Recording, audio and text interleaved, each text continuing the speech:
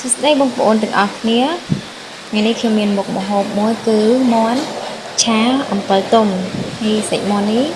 ខ្ញុំបានកាត់ជាតិដុំតូចៗល្មមហើយខ្ញុំក៏បានធ្វើការដាក់បំពងជាមួយនឹងខ្ទឹមសដំបូងយើងបំពងខ្ទឹមសឲ្យឡើងក្រហមហើយយើងធ្វើការចាក់សាច់មាន់ចូលខ្ញុំធ្វើការដាក់ទឹកត្រីបន្តិចប៊ីចេងបន្តិចនិងស្ករបន្តិចហើយយើងដាក់ទឹករងាស់ឲ្យសាច់មាន់របស់យើងនឹងគឺឡើងក្រៀមមកបងប្អូននេះខ្ញុំដាក់ទឹករងាស់ហើយគឺក្រៀមល្អបាត់នេះហើយខ្ញុំក៏ធ្វើការដាក់ទឹកអំពិលទុំរបស់យើង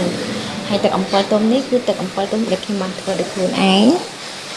ហើយទឹកអំពិលទុំនេះគឺខ្ញុំមានវីដេអូមុនហើយបងប្អូនអាចចូលមើលទៅក្នុង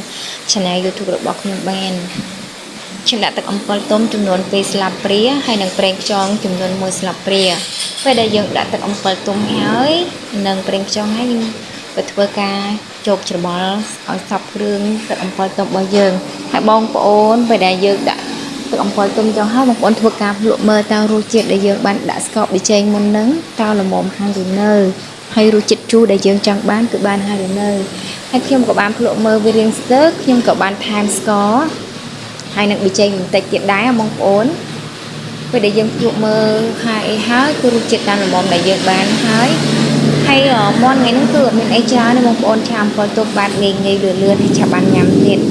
ហើយកុំភ្លេចមាន់ដែលយើងកាត់បំពងទៅបំពងឲ្យដាក់ទឹកបំពងឲ្យឡើងរីកទឹកហើយចាំយើងធ្វើការចាក់ទឹកអំពិលទុំចូលជាដើមក្រោយបងប្អូនហើយអរគុណបងប្អូនសម្រាប់ការទស្សនាវីដេអូនេះបើសិនជាបងប្អូនមានចម្ងល់អីអាចខមមិននៅក្រោមវីដេអូបានខ្ញុំនឹងធ្វើការឆ្លើយសំណួរបងប្អូនទាំងអស់គ្នាឥឡូវមកបំពងរបស់យើងក៏បានរួចរាល់ហើយដែរអញ្ចឹងអរគុណច្រើនបងប្អូនទាំងអស់គ្នា